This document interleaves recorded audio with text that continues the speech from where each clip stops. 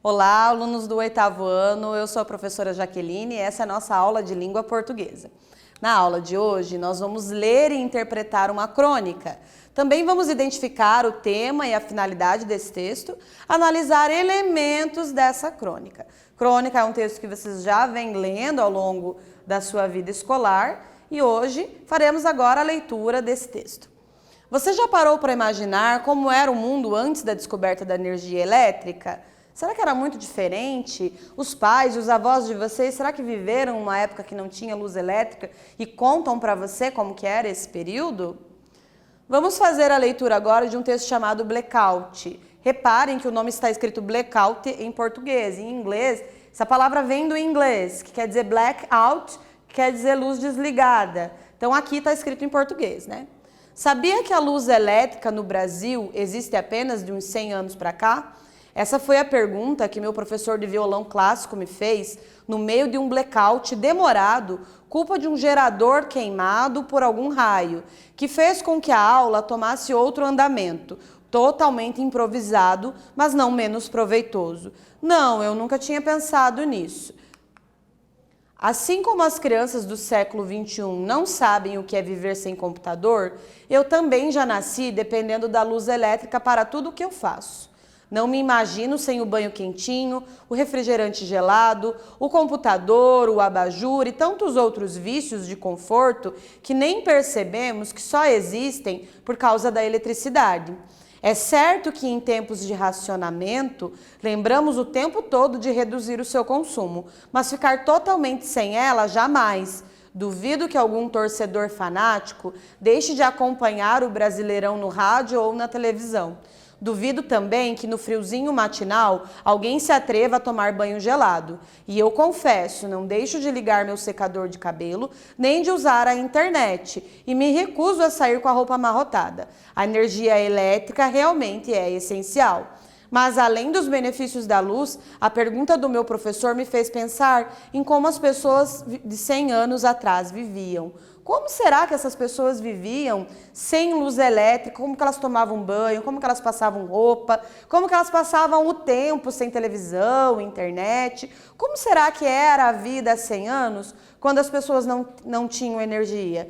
Não tinham luz elétrica. Eu desafio você a perguntar para uma pessoa mais idosa, uma pessoa da sua família, que já tenha vivido num período desses, para que ele conte a você como que era esse tempo. Como que era o tempo da luz do lampião, do ferro à brasa. Como que será esse tempo? Como que eram conservados os alimentos? Pergunte aí para essa pessoa, de repente uma pessoa que está na sua família, um avô, um tio, uma pessoa que tenha vivido nesse período. Sente e escute o que ele tem a dizer, porque vai ser muito interessante para você ficar sabendo de como eram essas coisas antes. Já aconteceu alguma vez de faltar luz na sua casa e você não saber o que fazer? Então tem muita coisa que dá para a gente fazer mesmo não tendo energia elétrica. Então a gente não precisa ficar dependente de luz para tudo. Mas a nossa geração, nós que nascemos depois que houve aí a luz elétrica, nós somos quase que completamente dependentes disso. Atividade de número 1. Releia. Sabia que a luz elétrica no Brasil existe apenas uns 100 anos para cá? Essa foi a pergunta que o meu professor de violão clássico me fez no meio de um blackout demorado.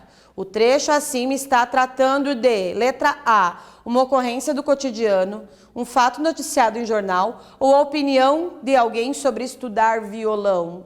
Assinale a correta e daqui a pouco nós retornamos.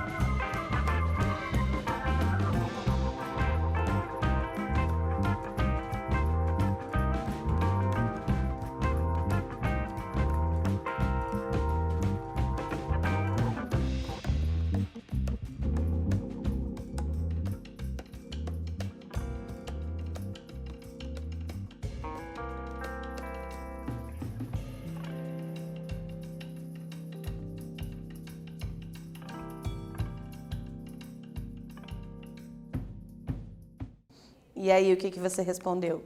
Nesse caso, ele estava falando de algo do cotidiano, uma ocorrência do cotidiano. Por se tratar de uma crônica, isso é totalmente normal. Ele não estava noticiando um fato e nem dando uma opinião. Na crônica, nós temos ali um fato cotidiano que é transformado em texto para ser contado para as pessoas. Então, uma ocorrência do cotidiano. Cotidiano na literatura. Textos que acabamos de ler retrata um assunto de uma situação cotidiana. Professor, o que é cotidiano? Lembre-se, cotidiano é do dia a dia, coisas que acontecem com todo mundo. Ou seja, acabar a luz, acontecer um blackout, como disse ali no texto, pode acontecer com todo mundo. Esses tempos, lá na minha cidade, teve um problema, um vendaval, e nós ficamos 3 dias sem luz. Aquilo foi bastante complicado, pode acontecer com todos. Quando isso aconteceu comigo, eu tive que cozinhar todas as carnes que eu tinha na minha geladeira, para deixar cozida e guardadinha, para não perder. Eu tive que tomar banho frio. Então, aconteceram várias coisas assim que me tiraram do meu conforto. Mas é um fato cotidiano que pode acontecer com todos nós. Textos que têm... Então, nesse caso, uma situação cotidiana que era uma conversa entre o professor de violão e um aluno no meio de um blackout. Isso pode acontecer com qualquer um. Textos que têm características iguais ou parecidas com essas desse texto recebem o nome de crônica. O que é a crônica, então? São textos que não são nem somente literários e nem somente jornalísticos. Ele transita entre o jornalístico e o literário. É um texto que vai falar a respeito de um fato cotidiano, de um jeito bastante elaborado, que está ali utilizando uma linguagem literária. Então, ele não está contando uma notícia. Ele conta um fato cotidiano, algo normal que pode acontecer com todos, mas com um cuidado da linguagem diferenciado que nos desperta o interesse da leitura. A crônica é um gênero textual narrativo típico de jornais e revistas. Por isso, diz para vocês que é um texto que está transitando entre o jornalístico e o literário, tá? Seus temas, em geral, são ligados à vida cotidiana urbana. Para produzir uma boa crônica, é necessário, antes de mais nada, ser um bom observador da vida cotidiana das cidades. Então, você pode fazer uma crônica a respeito de qualquer assunto do seu cotidiano, observando aí alguma coisa do cotidiano que vale a pena ser escrito. Então, fazer aí uma análise de algo que está acontecendo com a sua vida, contando isso de um jeito leve, bem-humorado, para que as pessoas tenham interesse em fazer essa leitura.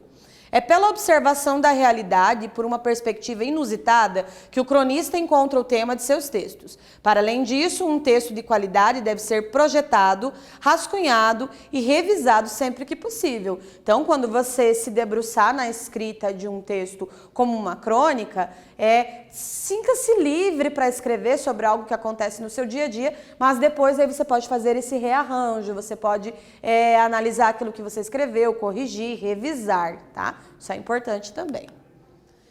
Geralmente a crônica é um texto curto e narrado em primeira pessoa, onde há um diálogo do escritor com o leitor. Então existe uma linguagem objetiva e clara, mas não tão objetiva como a linguagem da notícia, por exemplo.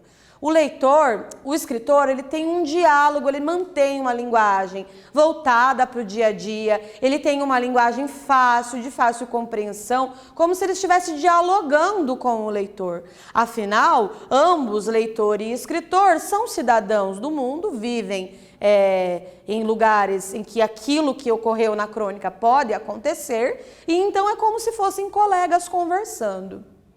O que faz com que a crônica apresente uma visão pessoal do cronista sobre um assunto que se tornou notícia ou que está sendo discutido ou vivenciado no dia a dia. Então, a crônica não é só contar um fato, não é só dar opinião a respeito de um fato. É ele falar daquilo que aconteceu com ele ou aconteceu com outra pessoa de uma maneira que traga ali sentimentos, reflexão a respeito daquela cena diária, daquela cena cotidiana. Então, ele vai trazer a reflexão por meio do arranjo da linguagem. Ele vai organizar a linguagem de tal modo a trazer ali essa reflexão.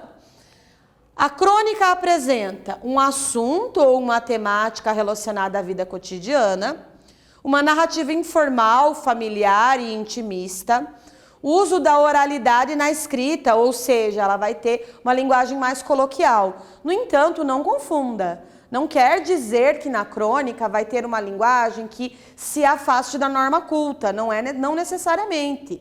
A linguagem mais coloquial aqui, ela se dá porque existe essa aproximação entre leitor e escritor.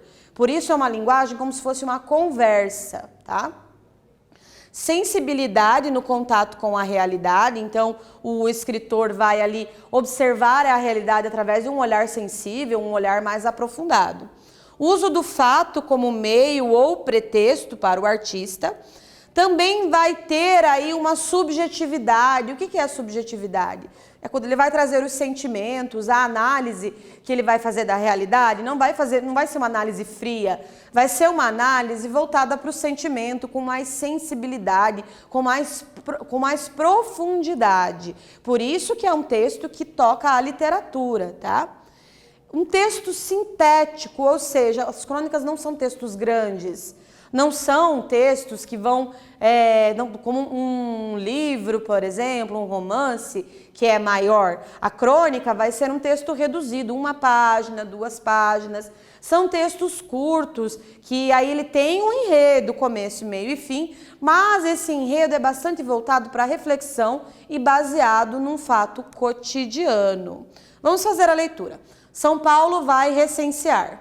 O governo quer saber quantas pessoas governa. A indagação atingirá a fauna e a flora domesticadas. Bois, mulheres e algodoeiros serão reduzidos a números e invertidos em estatísticas. O homem do censo entrará pelos bangalôs, pelas pensões, pelas casas de barro e de cimento armado, pelo sobradinho e pelo apartamento, pelo cortiço e pelo hotel, perguntando. Então ali nós temos uma imagem, condições, raça, população. Quantos são aqui? Pergunta triste. De resto, um homem dirá: aqui havia mulheres e criancinhas. Agora, felizmente, só pulgas e ratos. E outro: amigo, que tenho aqui esta mulher, este papagaio, esta sogra e algumas baratas. Tome nota dos seus nomes se quiser. Querendo levar todos é favor. E outro: 2 cidadãos, somos 2, naturalmente o senhor não a vê, mas ela está aqui, está. A sua saudade jamais sairá do meu quarto e do meu peito.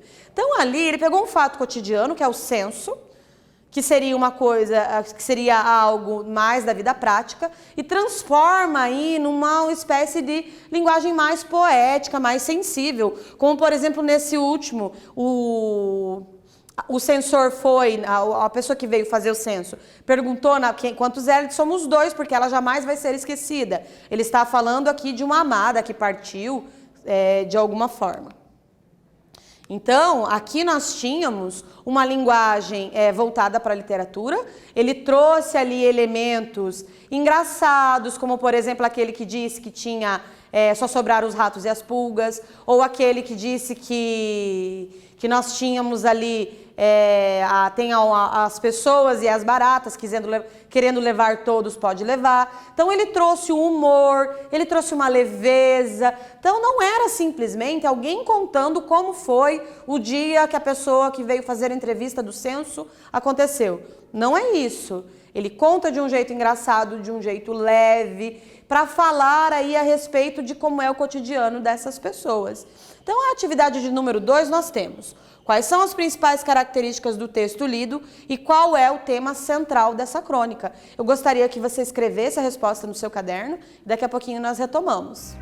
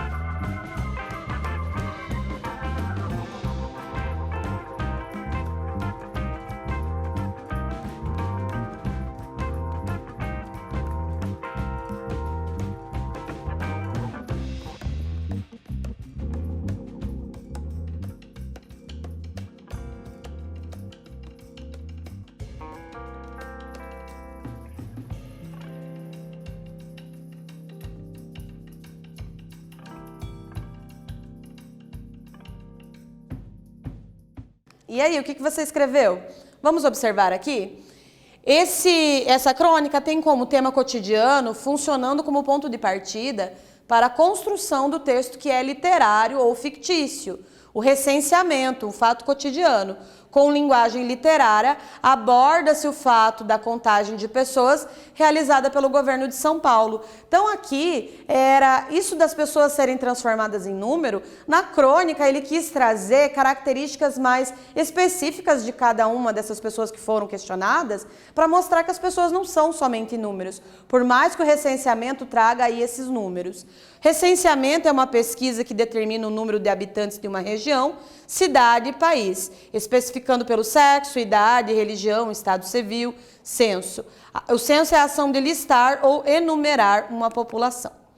Nessa aula, nós lemos e identificamos os elementos organizacionais ou estruturais da crônica, a finalidade desse gênero textual, também identificamos os temas abordados nos textos lidos. Então, nós lemos aqui 2 crônicas, vimos as características dessa crônica, observamos que ela traz aí como ponto de partida um fato cotidiano, mas que tem uma linguagem mais literária, mais voltada aí para um sentimento mais apurado.